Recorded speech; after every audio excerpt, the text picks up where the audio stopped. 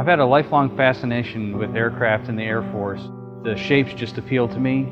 It's like a statue might appeal to someone like the Statue of David. My name is Jeff Duford, and I'm one of the curators here at the National Museum of the United States Air Force. I've been here for 14 years, and I never get tired of walking through these galleries. There's a tapestry of history that is no place else in the world. The mission that we have here is a sacred mission, truly. If it's not preserved, it'll just disappear, along with some of the stories that are attached to those objects, to those photographs. An important part of our mission is inspiring youth. I've talked to several active duty personnel who said, hey, I came to the museum when I was a kid, and because of what you do, I joined the Air Force. It's wonderful to be able to show to them that they're part of something larger than themselves, not just in the force now, but through time. Because someday, 20, 30, 40 years from now, some of their stories will be in this museum, and they'll be bringing their grandchildren through here to tell about what they did.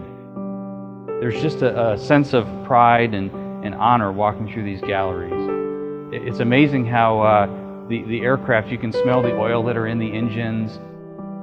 There's an 8-year-old inside of me, and that 8-year-old is still there. First time I came to the museum was when I was 8 years old, and I still recall, even these many years later, the fascination that I had.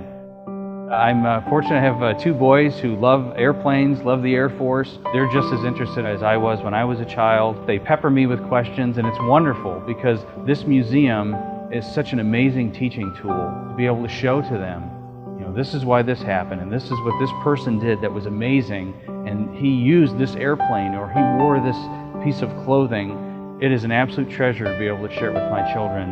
It's not always possible to interact or relate so closely with a child, but this museum is one way that I can do that with my children. We have the same love.